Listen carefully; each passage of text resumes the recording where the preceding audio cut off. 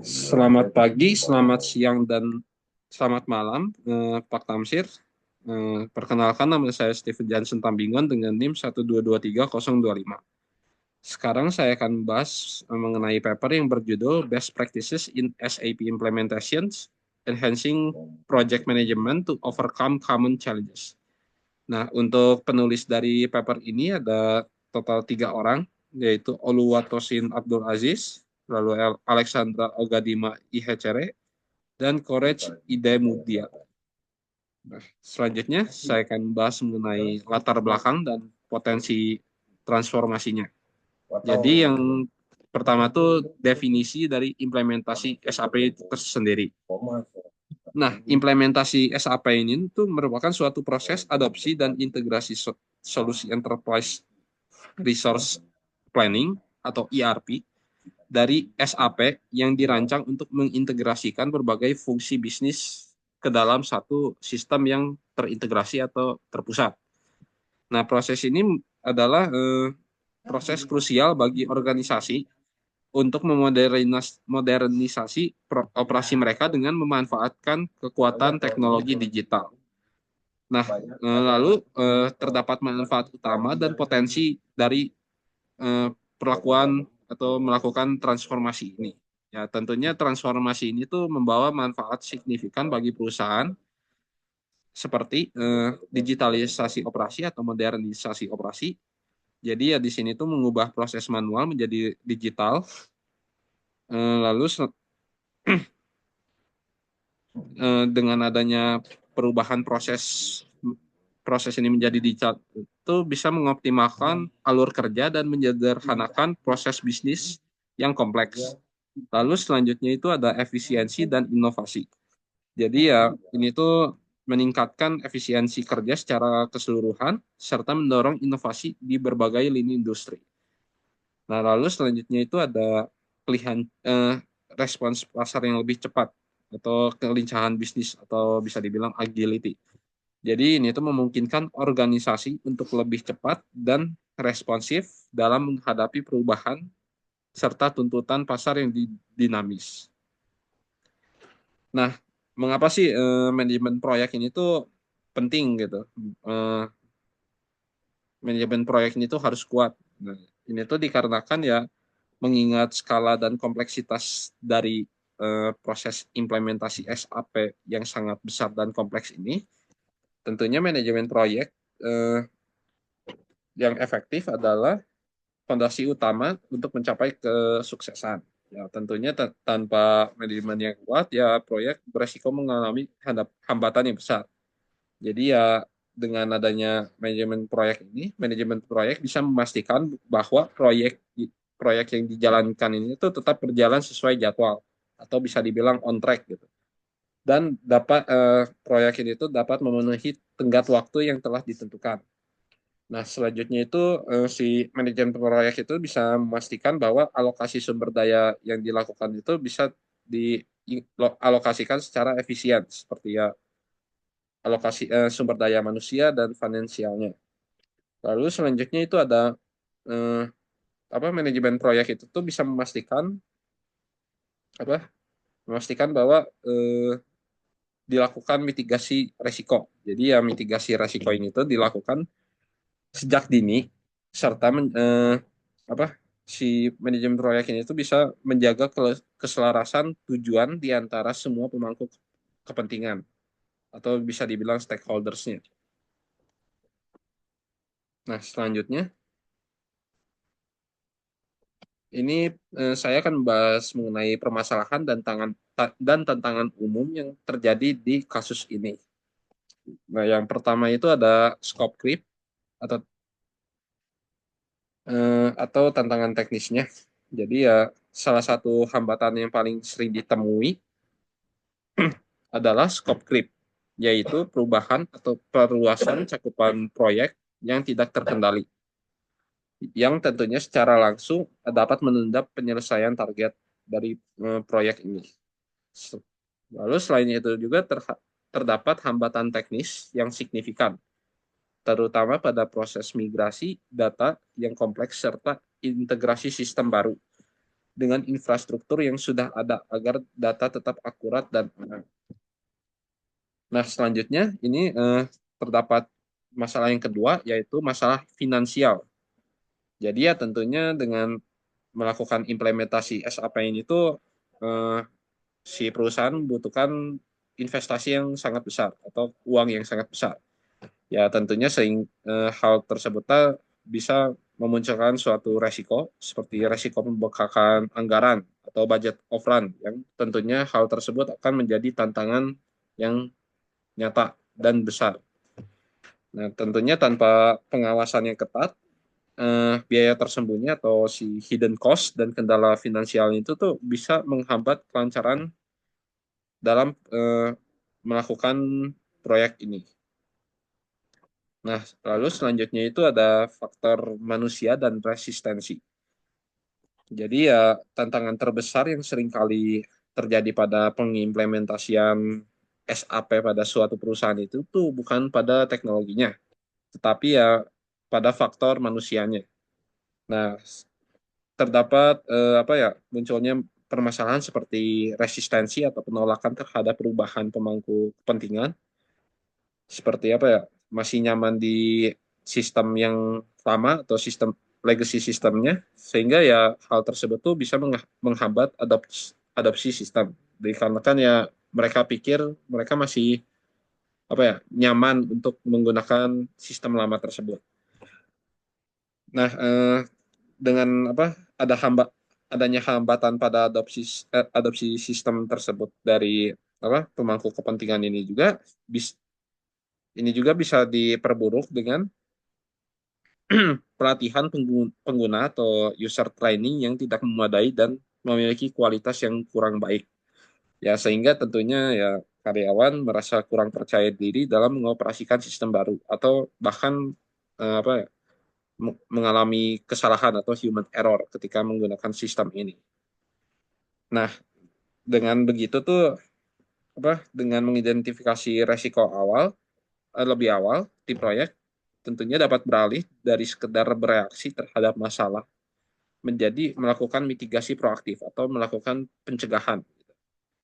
Nah, langkah ini tuh memastikan bahwa setiap potensi gangguan telah memiliki rencana cadangan atau solusi yang sudah ditetapkan gitu. Sehingga ya proyek bisa tetap berjalan sesuai tujuan bisnis dan target.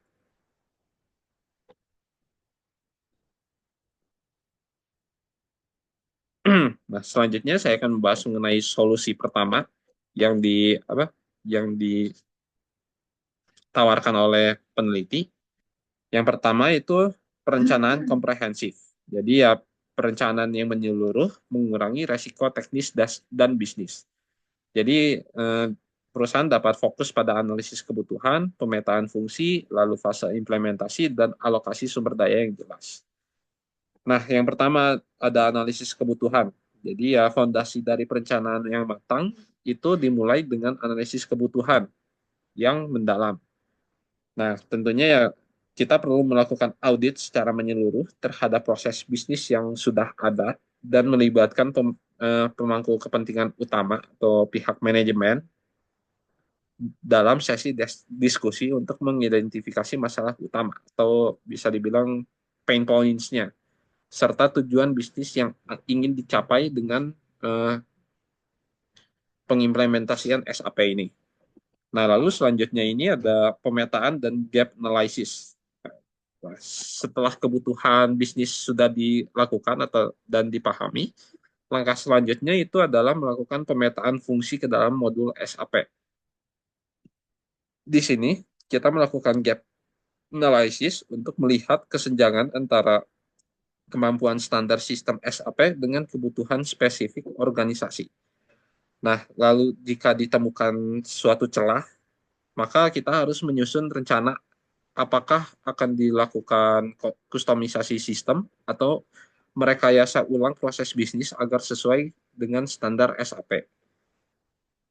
Lalu selanjutnya itu ada poin yang ketiga itu pendekatan bertahap atau phased approach. Jadi untuk menjaga kendali proyek tentunya ya implementasi Ini tuh sebaiknya dilakukan dengan pendekatan bertahap. Jadi nggak sekaligus gitu, nggak langsung diimplementasikan secara full. Nah, ini tuh caranya dengan membagi proyek menjadi fase-fase kecil yang fokus pada modul atau fungsi tertentu. Jadi misalkan fase pilot sebelum rollout, tim dapat memberikan hasil yang terukur dan pemangku kepentingan bisa melihat kemajuan secara bertahap.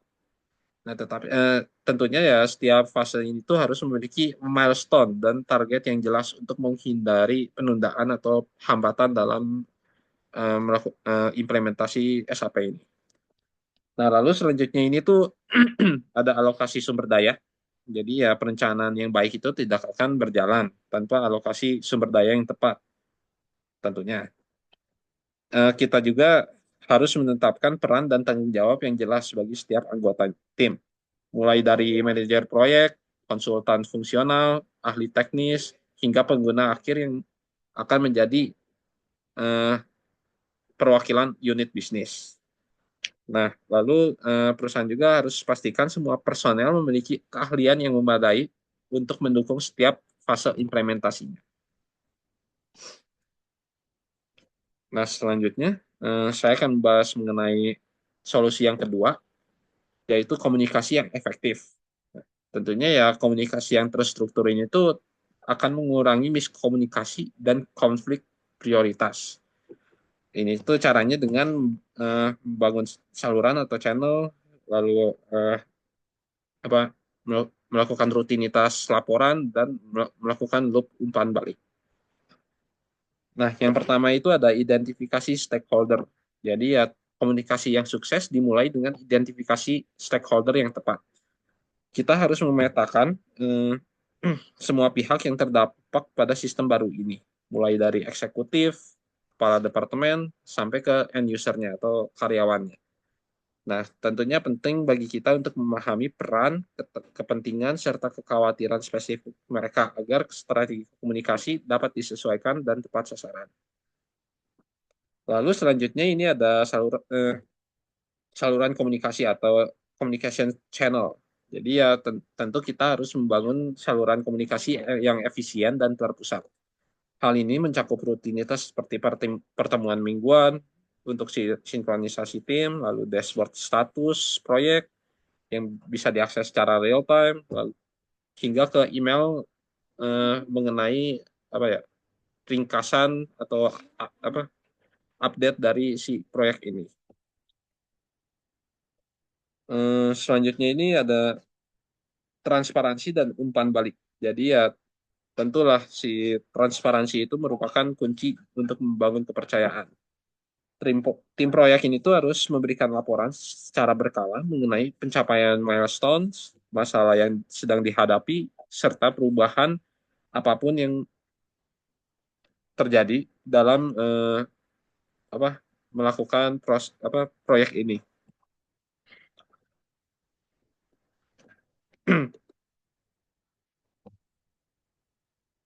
Nah, selanjutnya saya akan membahas mengenai solusi yang ketiga, yaitu manajemen resiko yang proaktif. Jadi di sini tuh ada eh, total 4 poin. Yang pertama identify, lalu prioritize, mitigate, dan monitor. Jadi ya mengelola resiko sejak fase inisiasi itu bisa mengurangi gangguan proyek.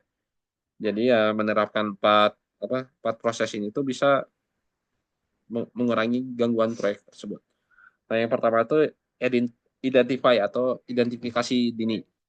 Jadi langkah pertama untuk melakukan identifikasi resiko secara menyeluruh sejak fase proyek. Jadi ini tuh langkah pertama dalam melakukan identifikasi risiko secara menyeluruh. Jadi kita harus menggunakan berbagai teknik seperti analisis SWOT dan sesi brainstorming untuk memetakan 2 jenis risiko utama, yaitu risiko teknis seperti tantangan integrasi sistem dan risiko organisasional seperti resistensi pemangku kepentingan terhadap perubahan sistem. Lalu selanjutnya ini ada prioritize. Jadi ini tuh penentuan prioritas. Jadi ya tidak semua risiko itu memiliki bobot yang sama. Jadi kita harus memprioritaskan resiko berdasarkan potensi dampaknya terhadap tujuan dan apa jalannya proyek hingga ke anggaran proyeknya itu sendiri. Nah, ini tuh fokus pada risiko yang apa memiliki dampak yang tinggi terlebih dahulu, lalu eh, mulai fokus ke dampak yang lebih rendah setelah yang risiko dampak tinggi setelah diselesaikan. Nah, selanjutnya itu ada mitigate atau strategi mitigasi. Nah, setelah risiko dipetakan, kita menyusun rencana kontingensi yang spesifik. Jadi mencakup langkah-langkah pencegahan seperti penguatan prosedur keamanan dan jaminan kualitas atau quality assurance, hingga penyediaan solusi alternatif atau relokasi sumber daya jika ada suatu masalah yang terjadi. Nah, tujuan dari mitigasi ini tuh ialah untuk meminimalkan gangguan sebelum masalah tersebut membesar. Nah, lalu selanjutnya itu monitor atau pemantauan secara terus-menerus. Nah, manajemen risiko ini tuh tentunya bukanlah aktivitas yang dijalankan sekali jalan gitu saja, tapi melainkan proses yang terus-menerus. Nah, jadi ya kita harus memantau risiko secara berkala dan mengevaluasi efektivitas strategi mitigasi yang telah dijalankan. Nah, selanjutnya saya akan membahas mengenai solusi yang keempat, sorry, yaitu pelatihan dan dukungan pengguna. Jadi ya penerimaan pengguna adalah kunci dalam adopsi sistem yang baru ini. Jadi seperti merancang kurikulum berbasis peran, lalu menciptakan lingkungan latihan dan dukungan pasca go live. Nah, jadi yang pertama itu ada modul pelatihan. Itu tuh kita harus mengembangkan modul pelatihan yang komprehensif dan dirancang khusus berdasarkan peran masing-masing pengguna atau bisa dibilang role based. Jadi materi ini tuh mencakup fungsionalitas dasar, fitur lanjutan hingga best practice dalam menggunakan sistem secara efisien. Ya, tujuan dari modul pelatihan ini itu pastinya agar setiap unit bisnis itu menerima edukasi yang relevan dengan tanggung jawab harian mereka. Nah, lalu yang selanjutnya itu adalah latihan hands-on atau simulasi atau latihan langsung bisa dibilang.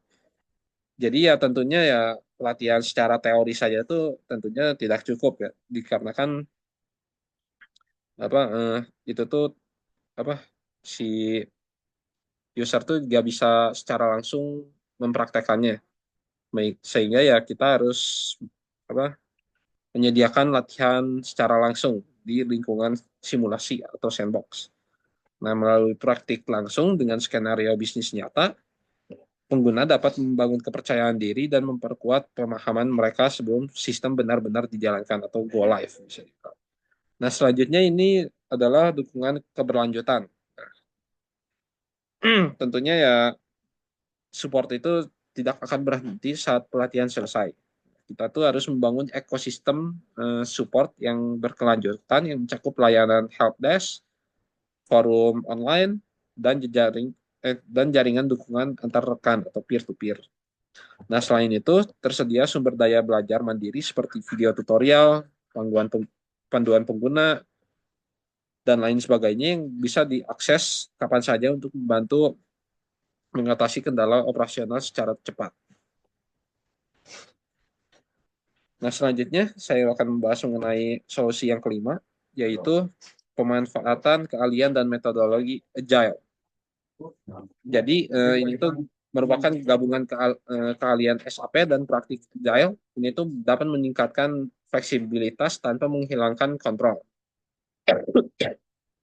Jadi ini tuh bisa menggunakan iterasi pendek, demo berkala, dan feedback yang cepat. Eh, Lalu di sini tuh disarankan untuk menggunakan konsultan ahli. Jadi ada panduan yang jelas mengenai desain solusi, lalu ada konfigurasi kompleks dan pengujian integrasi. Lalu di sini juga diberikan solusi yaitu menggunakan metodologi agile seperti menggunakan metode sprint pendek, backlog prioritas, lalu melakukan review stakeholder untuk menangani perubahan skop secara terpantau.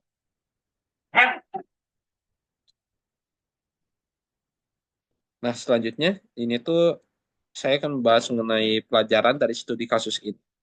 Jadi yang pertama itu adalah manufaktur multinasional, yaitu mengatasi scope creep. Jadi ya sebuah sebuah perusahaan manufaktur multinasional menghadapi tantangan terbesar berupa ya scope creep akibat perubahan kebutuhan bisnis dan kondisi pasar yang dinamis. Untuk mengatasinya, tim proyek menerapkan metodologi agile untuk melakukan tinjauan sprint rutin bersama pemangku kepentingan untuk memprioritaskan ulang kebutuhan secara ketat.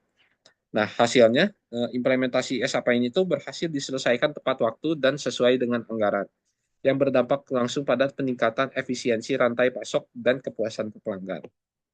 Nah, lalu yang selanjutnya ini adalah perusahaan retail global.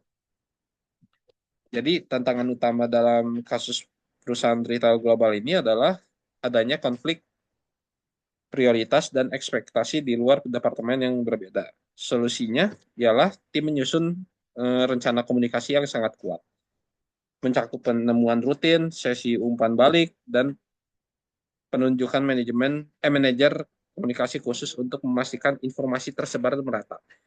Lalu pendekatan ini perusahaan berhasil menyatukan pandangan seluruh departemen yang berujung pada penghematan biaya serta peningkatan efisiensi operasional secara keseluruhan. Nah, lalu selanjutnya itu ada organisasi layanan kesehatan. Jadi ya organisasi layanan kesehatan skala besar itu mengalami penolakan atau resistensi dari karyawan yang sudah sangat terbiasa dengan proses bekerja yang lamanya. Nah, tim proyek ini tuh merespon hal ini dengan strategi manajemen perubahan yang komprehensif melalui lokal karya edukatif yang menekankan manfaat sistem baru bagi kemudahan kerja mereka. Dengan manajemen perubahan yang efektif, organisasi berhasil mengadopsi sistem yang apa terintegrasi. Jadi ya pada akhirnya ya meningkatkan kualitas perawatan pasien dan efisiensi kerja staf medis. Nah, kesimpulan dari apa, paper ini ialah jadi berdasarkan pembahasan yang tadi dapat dibuktikan bahwa pengimplementasian SAP itu berhasil tidak hanya ditentukan pada keunggulan teknis, tetapi pada kemampuan organisasi dalam mengelola cakupan kerja, menyelaraskan komunikasi antar divisi, dan memanusiakan transisi teknologi melalui edukasi yang tepat. Nah, lalu selanjutnya saya bisa memberikan beberapa rekomendasi. Bukan saya, maksudnya peneliti memberikan beberapa rekomendasi seperti mulai dengan asesmen menyeluruh dan pemetaan gap, lalu menyusun rencana komunikasi dan governance yang jelas, lalu terapkan mitigasi resiko dan monitor secara rutin, dan menginvestasikan pada pelatihan dan dukungan pasca go live.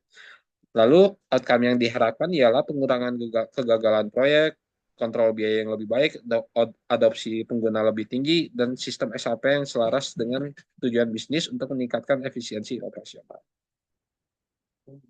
Nah, sekian dari saya. Maaf jika ada salah-salah kata. Terima kasih.